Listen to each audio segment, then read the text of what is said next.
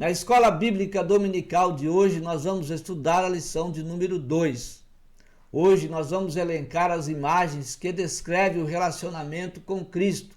Também nós vamos pontuar as imagens que descrevem a função da igreja. E até o final da aula, nós vamos explicar as imagens da igreja como habitação de Deus. Fique conosco para mais um estudo da Palavra de Deus na Escola Bíblica Dominical.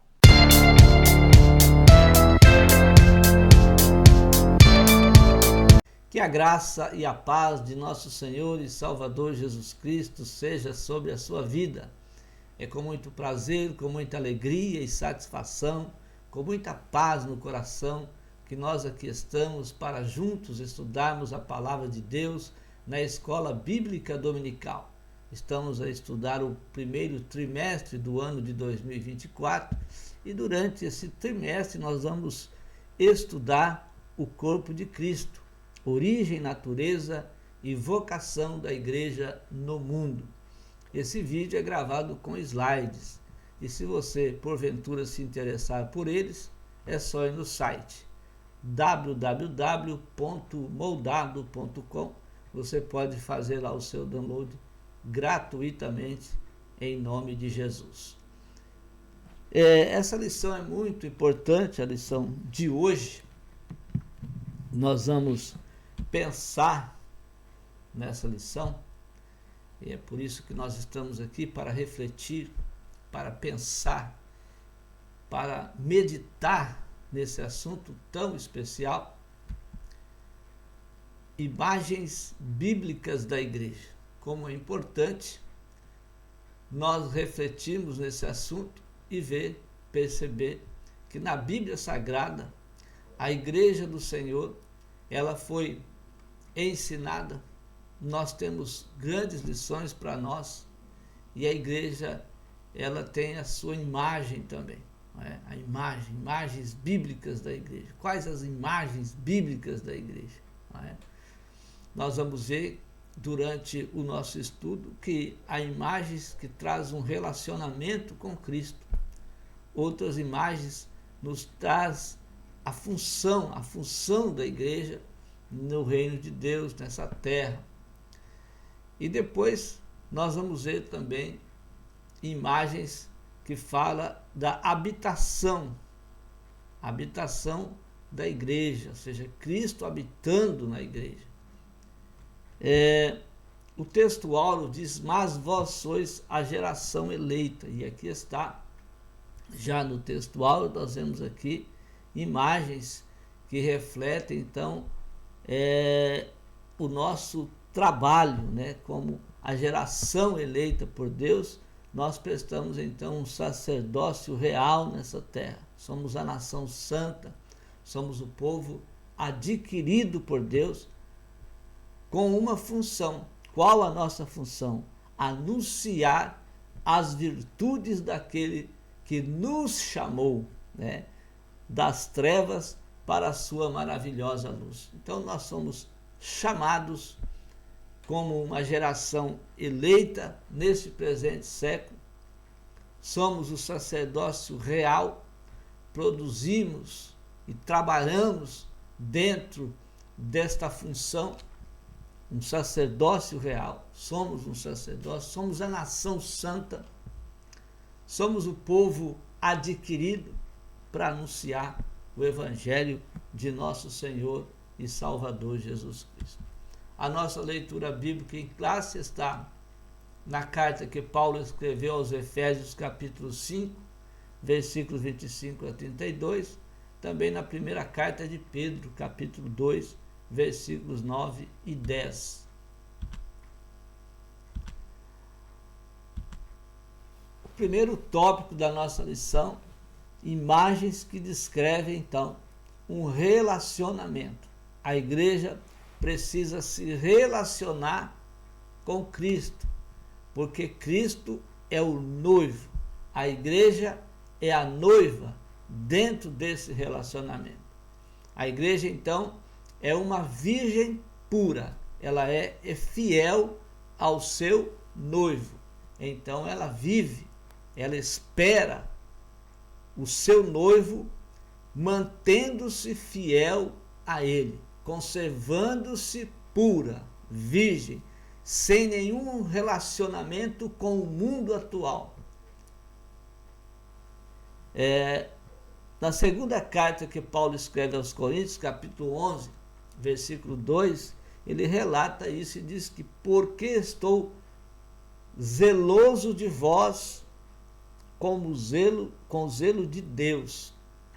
Veja que Paulo está dizendo à igreja que estava em Corinto, uma igreja que muito trabalho deu a ele, mas ele diz: eu estou zeloso de vós com zelo de Deus, porque lá com certeza havia a igreja fiel, a igreja pura, uma igreja virgem. E Paulo diz aqui: porque vos tenho preparado para vos apresentar como uma virgem pura a um marido, a um noivo, a saber, a Cristo. Convém destacar que a palavra grega partenos, traduzida em 2 Coríntios 11, 2, como virgem pura, é usada em relação a uma donzela que ainda não havia contraído núpcias. Então, realmente, a igreja é virgem, porque ela é fiel, porque ela aguarda o seu noivo a qualquer momento, que virá vir buscá-la para estar com ele para sempre. É uma figura da igreja como noiva, então, trazendo uma ideia de castidade. É uma igreja casta, separada para o seu noivo. Ela é pura e ela mantém uma fidelidade ao seu noivo, que é Cristo. A igreja deve permanecer pura. E aqueles que não estão ainda, que relaxam quanto esta vida de santificação, deve permanecer, deve voltar-se mais para Cristo, buscar ter um relacionamento com Cristo, com o seu noivo, para que assim esteja preparada no dia em que o noivo vir buscar a igreja dele. A esposa de Cristo também ela é uma esposa. E quando Paulo escreve a sua carta aos Efésios, capítulo 5, versículo 25, e ele vai aconselhar quanto aos casais, ele diz: vós, maridos, amai vossas mulheres, como também Cristo amou a igreja.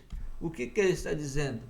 Que o amor que o marido deve à sua mulher, deve ser o amor que Cristo tem pela igreja.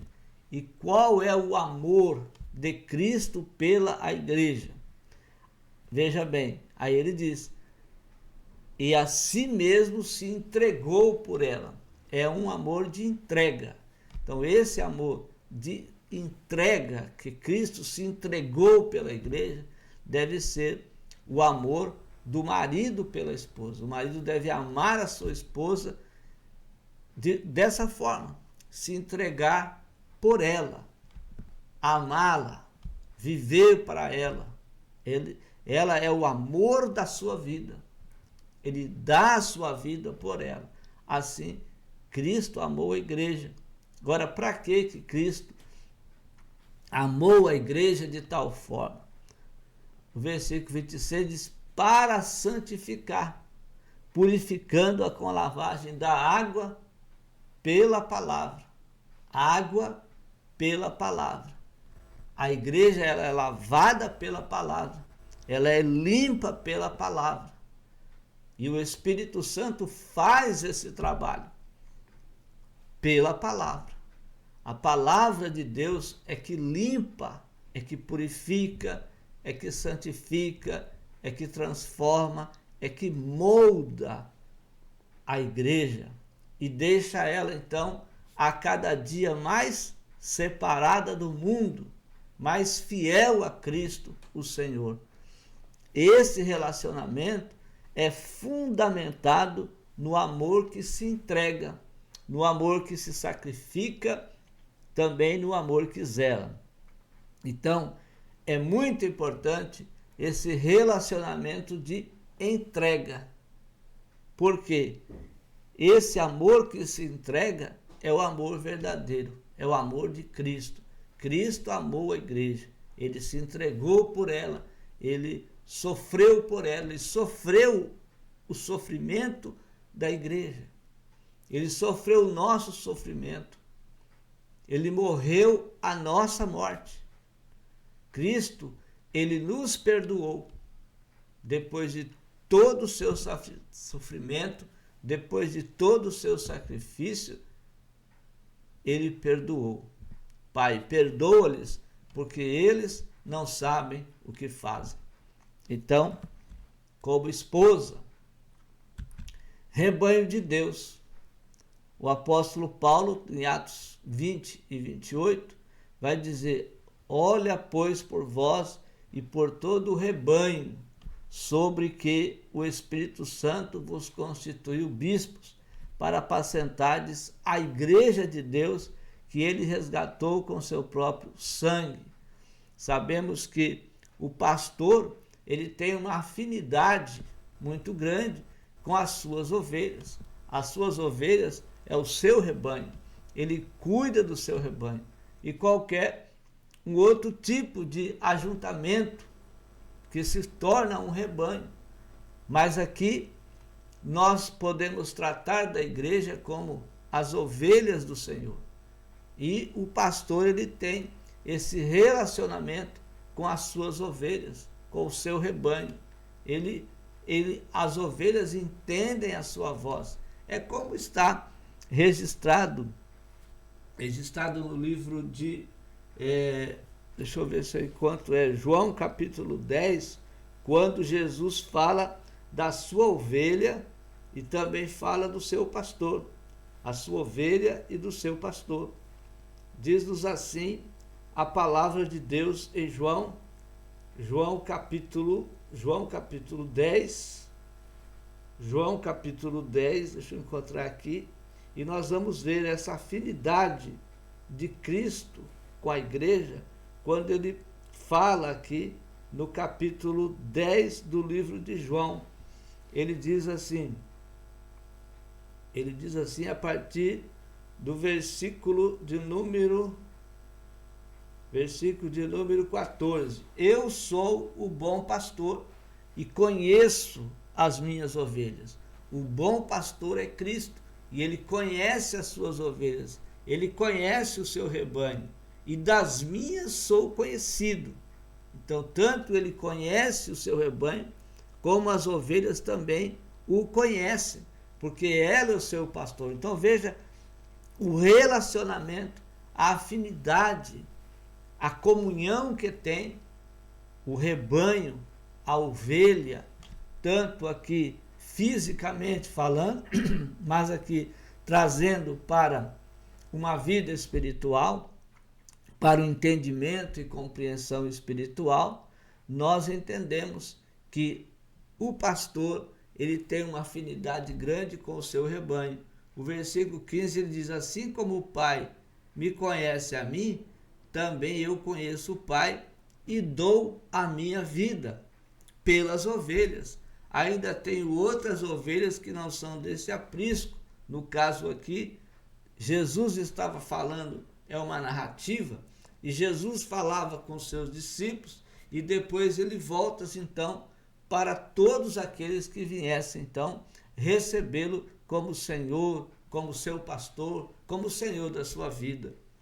Também me convém agregar a estas, e elas ouvirão a minha voz, e haverá um rebanho e um pastor. Então, quando fala o rebanho de Deus, nós entendemos que esse relacionamento deve ser entre o pastor, que há em um pastor, e as suas ovelhas, também há aqui no caso de Jesus e a sua igreja. Igreja, rebanho de Deus. É uma metáfora, então, que ilustra a relação existente entre a ovelha e o pastor. Paulo esclarece que esse rebanho foi comparado e pago com o sangue de Jesus Cristo. Ou seja, Jesus comprou esse rebanho com o seu sangue, comprou-nos com o seu próprio sangue. Na cruz, Jesus entregou a sua vida por nós. O seu sangue foi derramado, os nossos pecados foram imputados em Cristo, e a justiça então veio a ser uma dupla imputação, porque a justiça de Cristo passou então a todos nós, e agora nós somos justos em Cristo Jesus, somos salvos em Cristo Jesus, e a Ele nós devemos então termos essa comunhão, essa alegria, essa paz, e sermos gratos ao Senhor Jesus pela salvação que nós temos hoje. O apóstolo Pedro também, na sua primeira carta, capítulo 5, versículo 2, ele diz: apacentai o rebanho de Deus que está entre vós, tendo cuidado dele, não por força, mas voluntariamente, não por torpe ganância, mas de ânimo pronto. O versículo 3 diz: nem como tendo domínio sobre a herança de Deus, porque a igreja é de Jesus, mas servindo de exemplo ao rebanho. Então, Pedro está aqui aconselhando aos pastores daquela época e também aos pastores de hoje para apacentar o rebanho sem queixa, mas com alegria. E a igreja deve servir ao Senhor de uma forma voluntária. A igreja não serve ao Senhor por força, porque todo aquele que está, alguma ovelha ou outra, toda pessoa que acha que está achando pesado ir para a igreja, está achando pesado orar, está achando pesado ouvir a mensagem do seu pastor, ele está achando aquilo tão difícil, muito sacrifício, ele está queixoso, ele precisa se converter, ele precisa melhorar o seu caminho, porque a igreja de Jesus quer ficar mais perto de Deus através da oração. A igreja de Jesus quer ficar mais perto do seu pastor através do ensino da sua palavra, quer conhecer ele mais e mais. A igreja de Jesus, ela não acha pesado ir para a igreja. A igreja de Jesus não acha pesado tirar 1 hora ou mais de oração na igreja. A igreja de Jesus não acha pesado, não é preciso o seu pastor ficar cobrando, porque ela vai a si mesma. Então, apacentar o rebanho sem queixa, mas com alegria.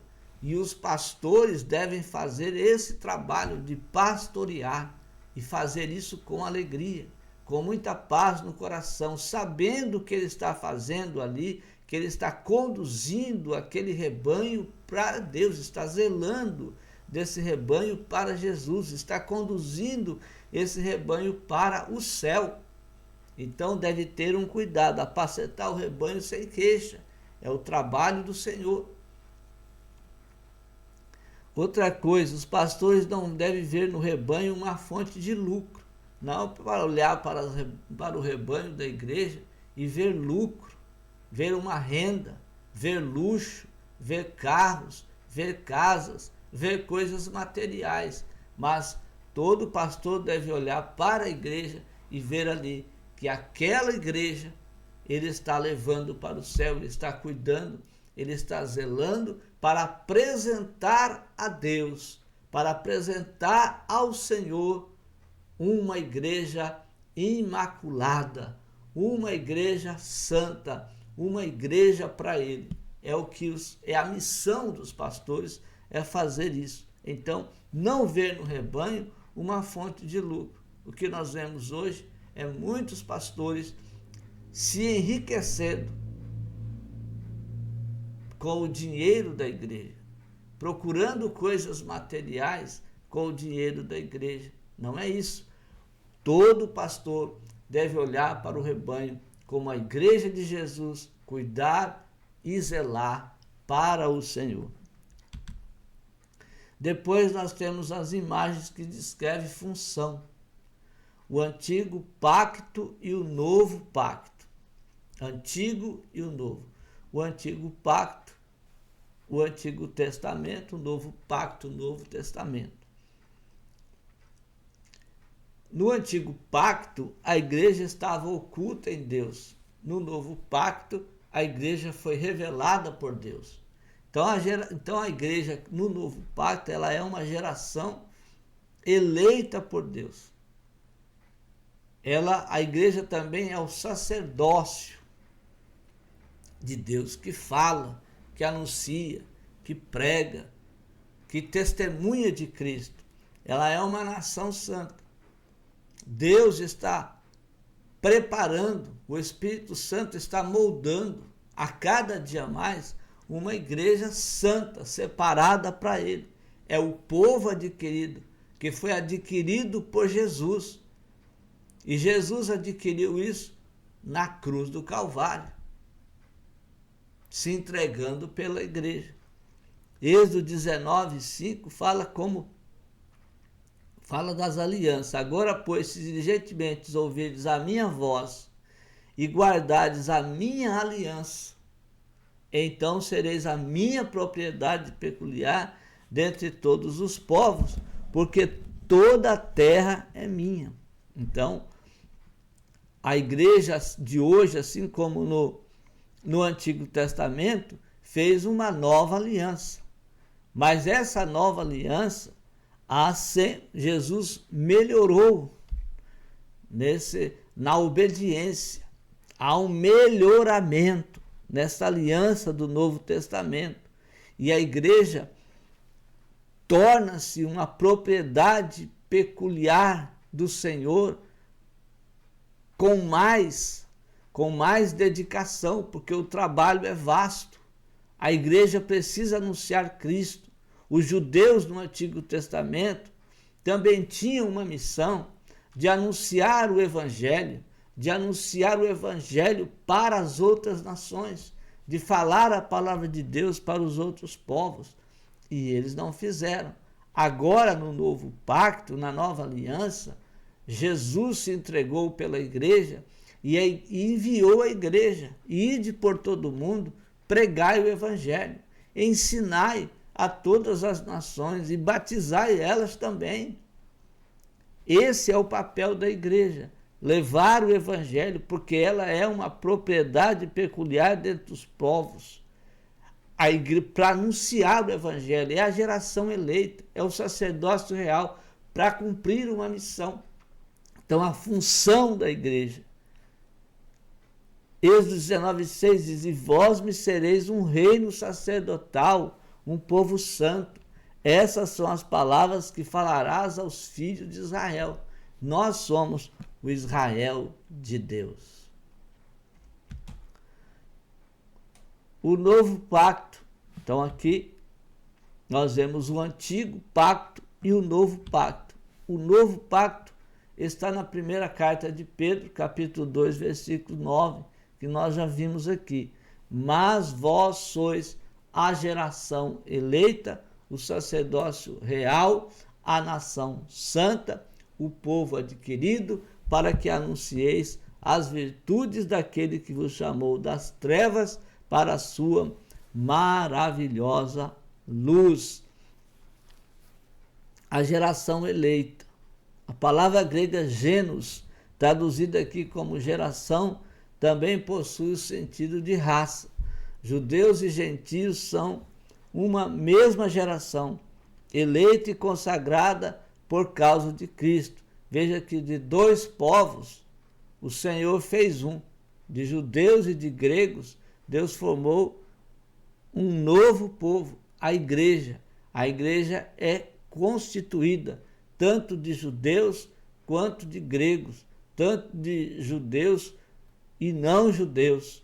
Então, não há distinção de raça, não há distinção de cor, não há distinção de sexo ou status social. Em Cristo, todos formam uma geração. A geração eleita de Deus no novo pacto é constituída, então, de todos os povos, todas as nações que recebem a Cristo e se arrependem dos seus pecados, confiando nele para o seu perdão e para a sua vida espiritual renovada e transformada a cada dia pelo poder do Evangelho. Corpo de Cristo. A igreja é o corpo de Cristo dentro dessas imagens que descreve a função. Corpo de Cristo. A igreja é o corpo de Cristo. Nós não podemos falar mal da igreja, não podemos desfazer da igreja, desprezar a igreja. A igreja é o corpo de Cristo. A igreja são todos aqueles que estão ligados na videira. Estão ligados. Jesus é a videira e diz: eu sou a videira verdadeira e vós sois os ramos, ou vós sois os galhos. Todo galho, todo ramo que não está ligado no tronco, que é Cristo, ele não produz fruto. Ao contrário, ele é queimado. Então, é preciso. A igreja é esse corpo. A igreja é o corpo de Cristo. Então, a igreja deve estar ligada nesse corpo, porque a igreja são os membros desse corpo. E esses membros, fora do corpo, ele morre, não trabalha, não vive. Ele só vive se estiver no corpo. A igreja não é somente... E um corpo, voltando um pouco ainda, só para falar aqui, o corpo humano ele é dividido em 3 partes: cabeça, tronco e membros. A cabeça é formada pelo crânio e pela face. O tronco é composto de tórax e do abdômen. Os membros são divididos em superiores e inferiores.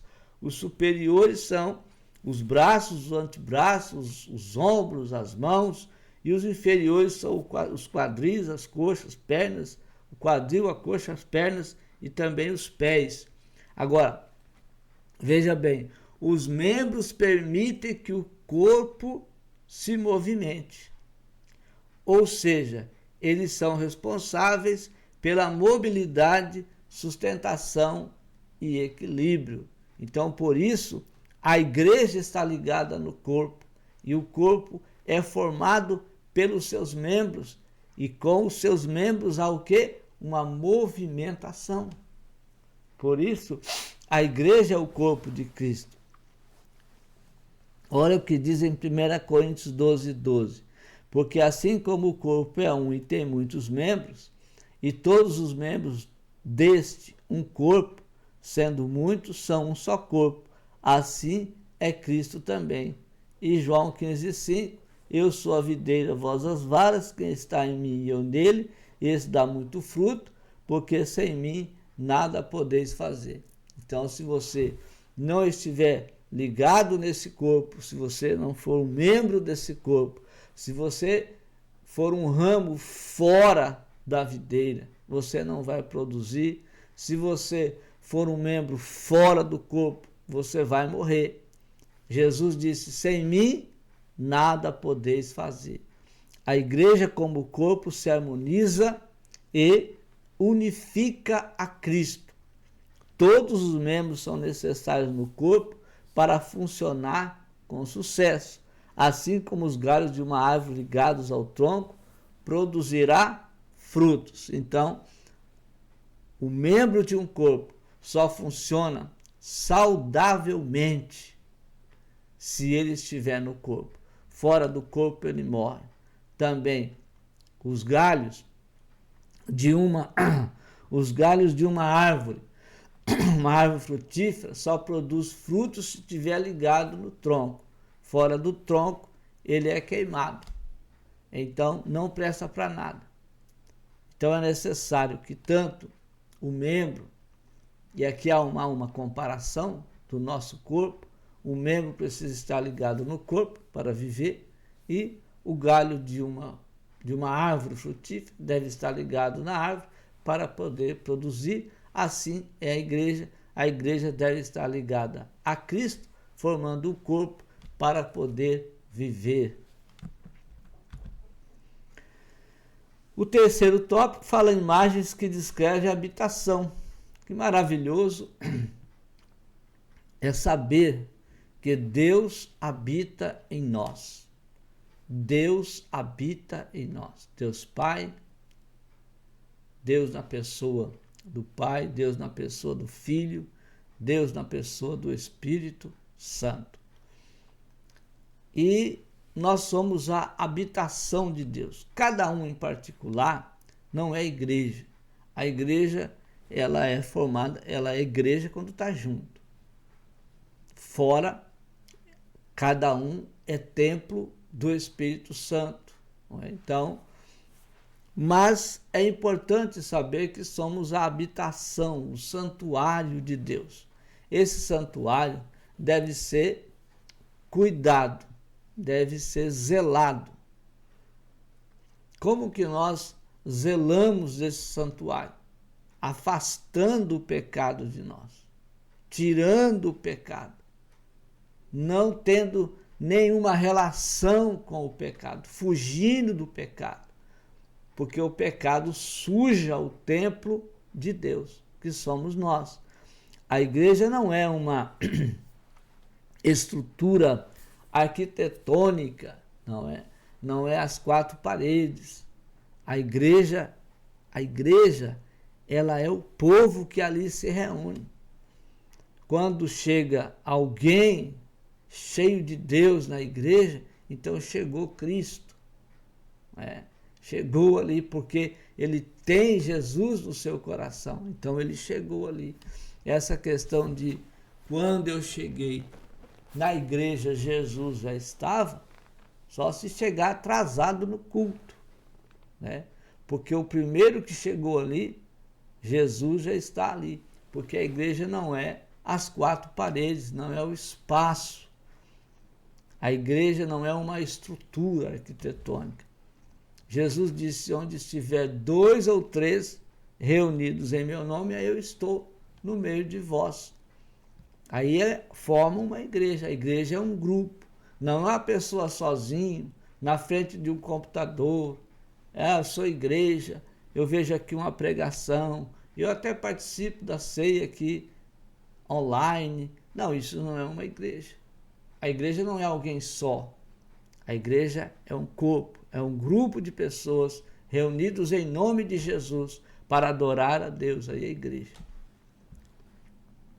Conforme a Bíblia, a igreja é formada por cada um, que é o templo do Espírito Santo. A igreja é o santuário de Deus, formada por crentes que entregam seu corpo para ser a habitação do Espírito Santo. E eu pergunto, nós temos sido a habitação do Espírito Santo? Nós estamos sendo o tabernáculo de Deus? Nós estamos cuidando do nosso templo, que é o nosso corpo, para que o Senhor habite em nós? Qual é o cuidado que nós estamos tendo? 1 Coríntios 3,16, Paulo diz, não sabeis vós que sois o templo de Deus e que o Espírito de Deus habita em vós? Ora, se o Espírito de Deus habita em nós, nós precisamos guardar o nosso corpo, precisamos zelar pelo nosso corpo, mantendo sempre o pecado distante, longe, porque o pecado suja o corpo. O pecado, ele suja o interior, e Deus não habita onde habita o pecado. Deus habita onde não há o pecado, porque Deus odeia o pecado. O pecado tira o homem de comunhão com Deus. É só você olhar para os primeiros 3 capítulos do livro de Gênesis e você vai ver a criação do homem, a desobediência do homem e a punição que o homem teve por causa da desobediência. ele desobedeceu a Deus e por isso ele foi punido, porque a desobediência é pecado, a desobediência a Deus é pecado. 1 Coríntios 12, 13, pois todos nós fomos batizados em um Espírito, formando um corpo, quer judeus, quer gregos, quer servos, quer livres, e todos temos bebido de um Espírito. Não é mais de um, é só um. Espírito Santo, é o Espírito de Deus. Não é mais de um Espírito. Ninguém tem um outro Espírito, existe só um, o Espírito Santo. Então nós somos batizados em um Espírito. Eu te batizo em nome do Pai, do Filho e do Espírito Santo. Então só é um, formando um corpo. E agora então a formação do corpo. Esse corpo de Cristo tem uma raça específica? Não. São todos aqueles que se arrependem dos seus pecados. Não importa a sua raça, não importa o sexo, se é macho ou fêmea, não importa a raça dele, não importa. Quer livres, todos aqueles que se arrependem do seu pecado, eles se tornam uma habitação de Deus para glorificar a Deus. Eu sempre tenho dito, Deus não faz acepção de pessoas. Deus faz acepção de comportamento. Deus não aceita um comportamento que não agrada a Ele. Ele recebe todas as pessoas, mas e o comportamento dessa pessoa?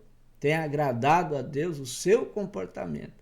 É um comportamento que agrada a Deus, que louva a Deus, que glorifica a Deus, que bendiz o nome dele?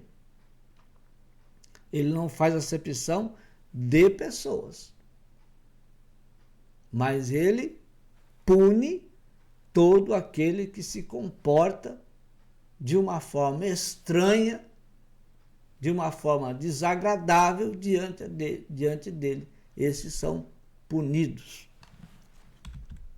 Casa de Deus, a igreja é a casa de Deus também. É aqueles que frequentam, e aqueles que frequentam essa casa são a família de Deus. Quando nós falamos de casa, nós falamos de família. Então, na casa de Deus se reúne a família de Deus. A igreja de Cristo é formada por famílias fortes.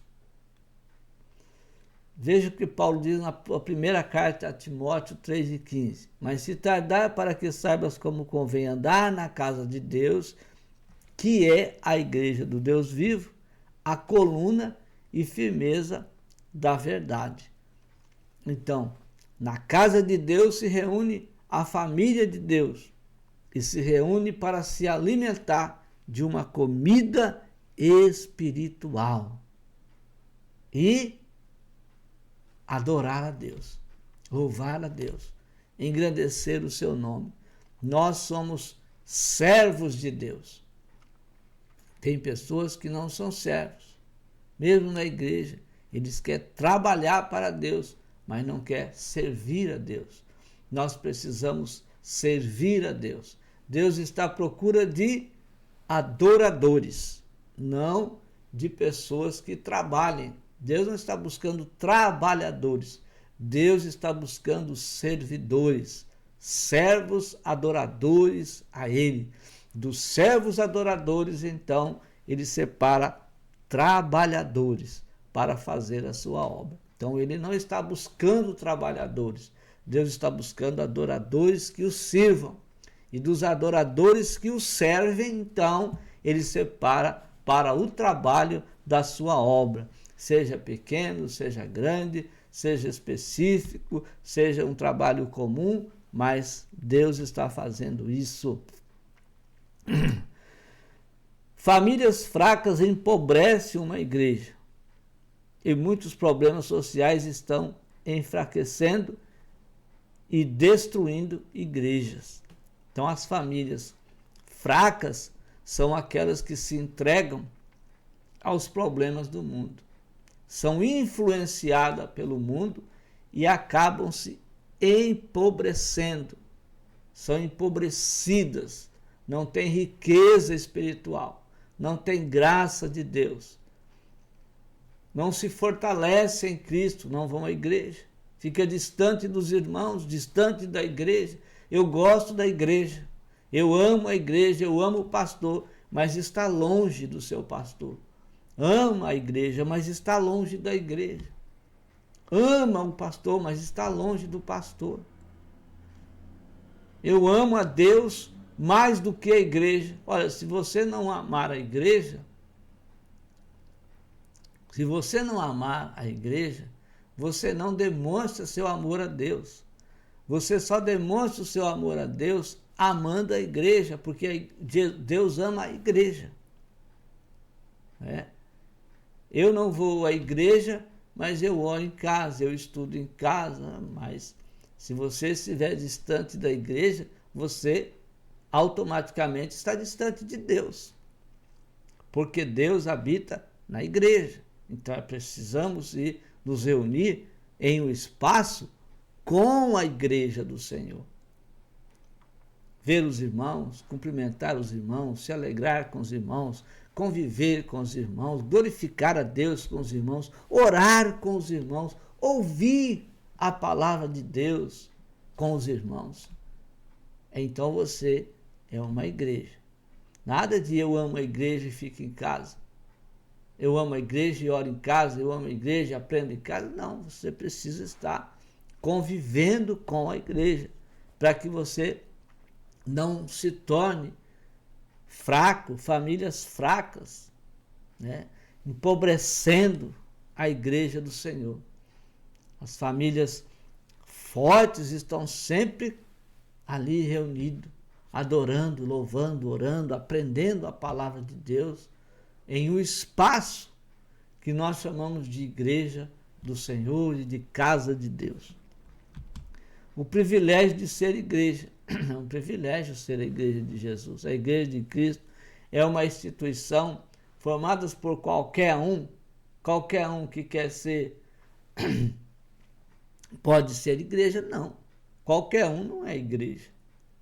É igreja aqueles que se arrependem dos seus pecados, que se convertem ao Senhor, que entregam a sua vida a Deus e que permanecem adorando a Deus. Mesmo com problemas, está adorando a Deus. Com dificuldades, está adorando a Deus. Passando problemas e dificuldades financeiras, está adorando a Deus. Doenças, bem a doença, mas ele permanece adorando ao Senhor. É a igreja, os salvos. A igreja é formada por salvos, por crentes arrependidos e que reconhecem Jesus, o Salvador da sua alma, o perdoador do seu pecado. E eles mantêm também um relacionamento com Deus por intermédio da oração e da comunhão com os seus irmãos.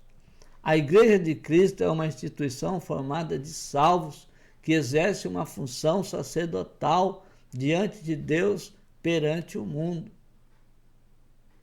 O sacerdote sempre faz isso. O sacerdote ouve do povo e passa para Deus. Ele é sacerdote. A igreja cumpre esse papel sacerdotal. Ouve e diz a Deus, ora para Deus, dizendo: Deus, fulano está passando por isso. O mundo está vivendo isso. E a igreja também é profeta. A igreja também é um profeta. Anuncia o reino de Deus. Fala o reino de Deus. Prega o reino de Deus, profetiza que Jesus Cristo é o Salvador do mundo, é o Senhor dos senhores, fala da vinda de Jesus, prega o Evangelho. É isso, a igreja faz isso. Então, é privilégio ser igreja. Ela é uma instituição formada de salvos e cumpre a sua função aqui na terra, a missão que Deus lhe concedeu. A Igreja de Cristo é uma instituição em que Deus habita e vive. Ora, se você é uma habitação de Deus, é um privilégio ser igreja de Jesus. Vamos permanecer firmes na presença de Deus, glorificando o nome do Senhor, adorando o nome de Jesus, louvando o seu nome para sempre, porque nós devemos ser o corpo de Cristo. E como corpo, nós devemos se relacionar com Deus. Nós temos uma função nessa terra, porque somos a habitação do Deus vivo e todo-poderoso.